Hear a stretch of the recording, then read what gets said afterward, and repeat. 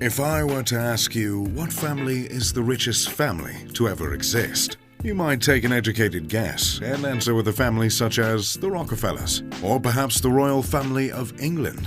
Or maybe you've developed a sort of pop culture tunnel vision and you guess the Kardashians. Well, besides the third, these guesses wouldn't be the worst of guesses, but they would in fact be wrong.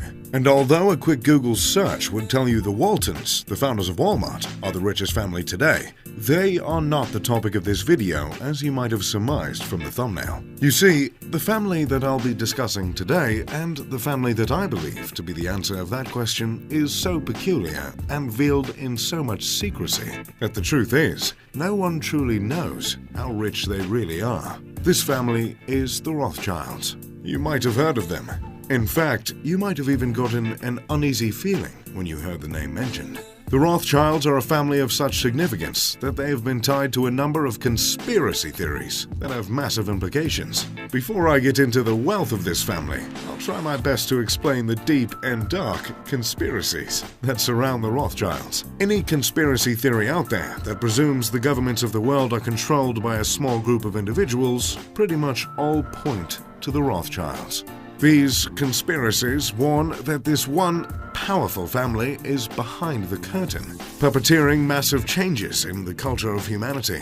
These changes include war, financial crisis, racial oppression, and much more. Some are even bold enough to claim that the powers that be control the weather itself. The most common conspiracy theory along this vein is the belief in the Illuminati. And if you've ever been down the rabbit hole on the internet learning about the Illuminati, it did not take you long to find out about the Rothschilds. Now, you're free to believe whatever you want to believe. But just know, as you watch this video, there is a significant amount of people that believe that the Rothschilds control the course of modern humanity. But that's enough for the conspiracy side of things. I become unsettled when things get spooky.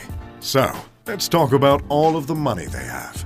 The most significant hint at the tremendous wealth and one of the biggest red flags for the conspiracy theorists is the family's connection with the world banks. The idea is that the family can be tied to almost all of the world banks, and they are attempting to control every last one of them. Nathan Rothschild, one of the more historically documented members of the family, is claimed to have said, "I care not what puppet is placed upon the throne of England to rule the empire on which the sun never sets. The man who controls Britain's money supply controls the British Empire, and I control the British money supply."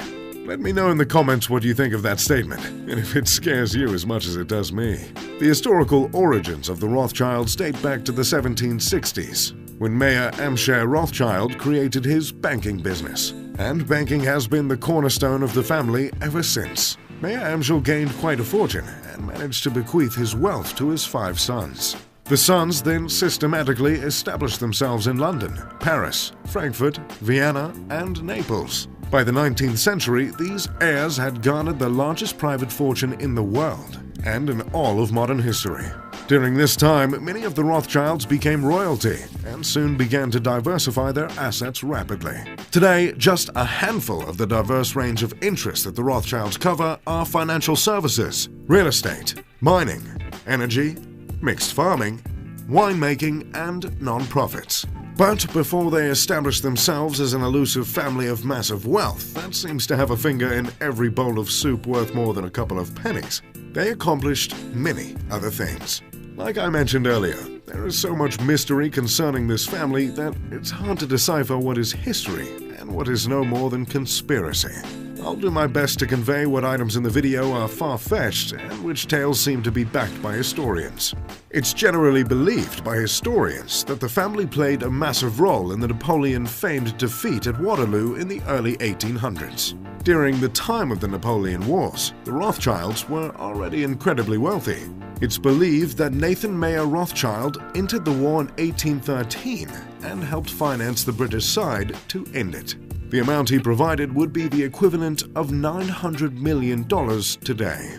This funding came in the form of precious metal shipments to the armies spread across Europe. Rothschild may have even known about Napoleon's defeat before the officials knew, with his reliable system of couriers. Prior to his involvement in this particular war, Nathan bought up government bonds. Years later, he sold them for a 40% profit. The exact profit he made is not clear, but if he considered it worth providing $900 million to aid the British side, it's safe to say it's a lot of money. One of the many ways the massive wealth of the Rothschilds has been diversified is through exotic animals. Lord Walters was one of the Rothschilds. He always loved animals. So naturally, he took his inheritance and turned it into the biggest zoology collection by a private individual of all time. Lord Walter was famous for driving a caravan led by 4 zebras. This was not only one of the biggest flexes in history, but it was a way to prove that under the right care, wild animals could be docile. Another venture the family is a part of is mining. The family is believed to back the Australian mining company, Rio Tinto. This company, worth billions, is one of the leading world manufacturers in iron ore, copper, uranium, coal, and diamonds.